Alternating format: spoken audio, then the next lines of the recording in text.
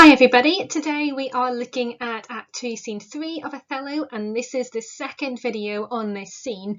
So if you haven't watched the first one about this scene, I recommend that you go and watch that and then come back here. Okay, so we're looking as always at a particular big question throughout this scene, and our question today is, why does the world of the play descend into chaos? And we look at this bigger question, and then as I've illustrated here in these pictures of Lindisfarne in the northeast of England, we then look at the precise details of the play and how they support our response to that question.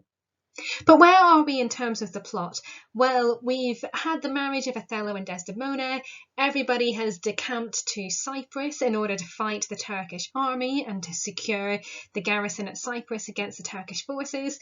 The Turkish fleet have been destroyed by a storm, and in the wake of that, Iago has started to weave a web of deceit around the characters.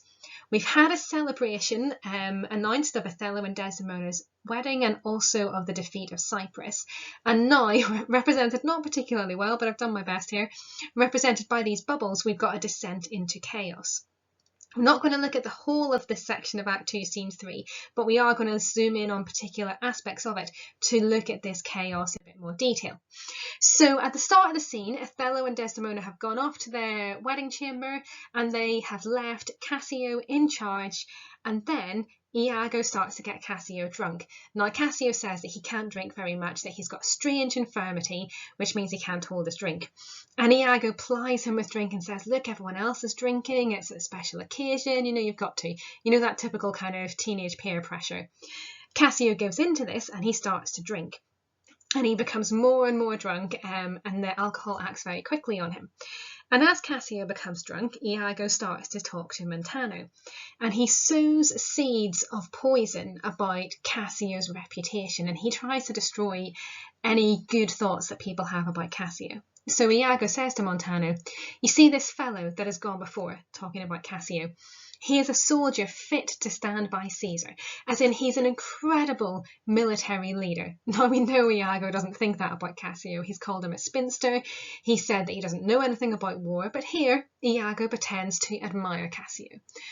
And then he says, but do you see his vice? So his vice, his problem, his character flaw, which is alcohol. 'Tis to his virtue a just equinox, the one as long as the other. 'Tis pity of him. I fear the trust Othello puts him in on some odd time of his infirmity will shake this island.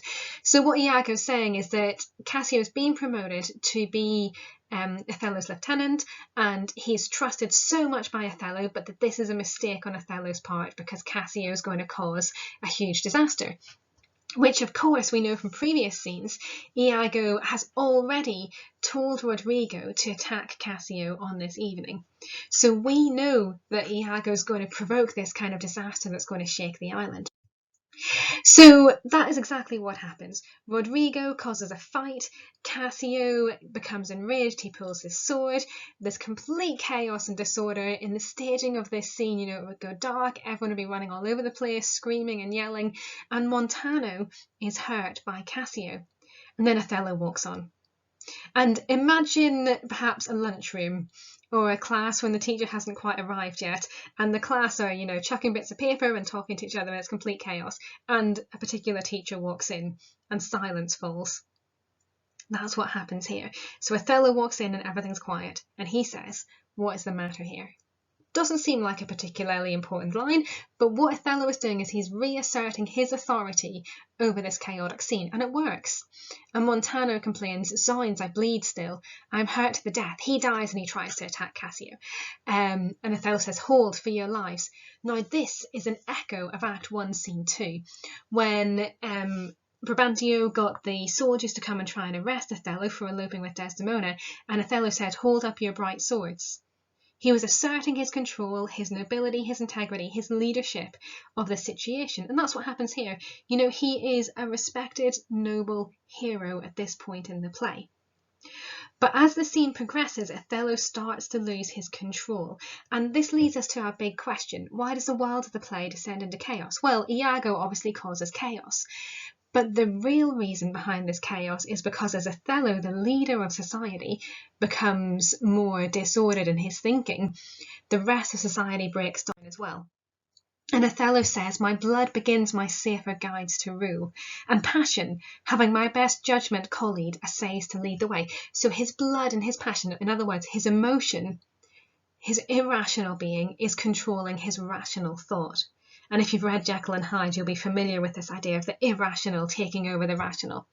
And he says, "Zounds, if I once stir, or do but lift this arm, the best of you shall sink in my rebuke." So he's telling them off. "Give me to know how this foul rite began, who set it on, and he that is approved in this offence, though he had twinned with me both at birth, shall lose me." So here Othello is saying, even if the person who caused this fight was his twin brother, then he would cast him off. He would have nothing more to do with him. That's quite a thing to say before he knows what's happened. What in a town of war, yet wild, the people's hearts brimful of fear, to manage private and domestic quarrel. So Othello's saying the idea of war is still hanging over us. This is not the time to be fighting amongst ourselves. "In night and on the court and guard of safety, 'tis monstrous, Iago, who began it." And he turns to Iago for answers. He doesn't turn to Cassio, his lieutenant. He turns to Iago, his trusted servant, for answers. And the audience, of course, knows the kind of thing that Iago's going to say. And we're saying, don't ask him, ask someone else. But of course, Othello asks Iago. So zooming in on this, we've got this idea of emotion controlling Othello, his best judgment. And Othello knows that his judgment is being overtaken and that he's being led by his emotions. And this is a dangerous thing. And then Othello says "zounds," which in the world of the play, in Shakespeare's world, is a profanity. Now, Othello hasn't said anything like this before, but other characters have. So Rodrigo and Iago's first words in the play are profanities. Montano has said "zounds" earlier in the scene, and so it's almost as if, as the world around them starts to become poisoned by Iago, these swear words are spreading throughout society, and even the noble Othello is now using a swear word. So it's a subtle but quite significant change in Othello's language. And when he talks about this town of war that's yet wild, we think about the fact that these characters are outside of their normal situation. They are on the fringes of what they regard as being civilization at the time. They're in a precarious situation where they could be attacked again by Turkey. They're outside of the normal kind of way of doing things in terms of gender expectations and the social hierarchy and so on. So this is a really precarious, difficult situation. I love this image of people's hearts being brimful of fear. It's as if people, were holding a cup that was full of water and the water is kind of slopping out of the cup because they're just so full of this fear. And then this is interesting. Othello talks about managing a private and domestic quarrel in this very public political setting, which is exactly what he's going to do later on in the play. So everything is kind of building up to Othello's private quarrel with Desdemona, which is going to come out in public. And then he says, "This fight is monstrous." Now, this idea of monstrosity is found all the way throughout the play. And if you delve into the history of monstrous imagery, which is relevant here, in the medieval period, people regarded monsters as being very unnatural. They had all sorts of ideas of what a monster might look like. And in fact, Othello's referred to some of them in his speech in Act 1, Scene 3. He talks about men whose heads grow below their shoulders. So this idea of monstrosity is to do with bodies not being quite right, bodies being distorted, bodies being unnatural. And in the medieval period, that would have been associated with sinfulness, with being damned by God, linked in with the devil, and so on. So when Othello says that this is monstrous, it conjures up all sorts of associations with unnaturalness, with being rejected by society, with being outside of the norms of typical behaviour. And this idea of monstrosity is going to be repeated as a motif all the way throughout the play until it's Iago and Othello who almost become the monsters. So Iago says, of course Iago says this, "It's all Cassio's fault. I don't really want to tell you this, Othello, but I'm sorry, but it is Cassio's fault." And without even thinking about it, without considering it, Othello says, "Never more be officer of mine. So you're fired. You're dismissed from the army. I'm never going to speak to you again." Now compare that to the start of Act 2, Scene 3, where he was talking to his friend Michael, leaving him in charge, where he was so friendly and matey with Cassio. And then now we've had this sudden change with not much consideration, and Cassio's gone. Now that calls into question Othello's judgment and makes us understand that this great leader is starting to transform as the play progresses. He's transforming from someone who's a rational, powerful, controlling leader to someone who makes snap decisions and doesn't necessarily think things through. And then Desdemona comes out and she says, "What's the matter, dear?" Now, remember Desdemona from Act 1, Scene 3, where she was brought on by Othello, she spoke in front of the senators, she defended her relationship with Othello, and she was so determined and forthright. Then at the start of Act 2, Scene 1, she jests bodily with Iago. She's not used to being told to be quiet. You know, this is a character who is quite happy to put her opinions forward in public. And Othello says, "All's well now, sweet, and come away to bed." So he doesn't tell her what's happened. He doesn't explain the situation. He uses the diminutive word sweeting. I mean, how patronising is that?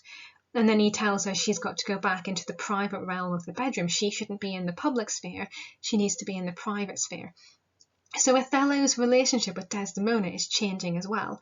It's becoming more in line with the gender stereotypes of the time, where Othello is the dominant patriarch and Desdemona is supposed to be the subservient wife. There's no more of this idea of Desdemona being our captain's captain that Cassio says earlier on in the play, but Othello is starting to dominate that marriage. So this section of the play is incredibly important as a turning point for Othello and his relationships with other characters. And then, of course, they leave, and Cassio is absolutely distraught about what's happened. And he says, "Reputation, reputation, reputation. I have lost my reputation. I've lost the immortal part of myself, and what remains is bestial. My reputation, Iago, my reputation."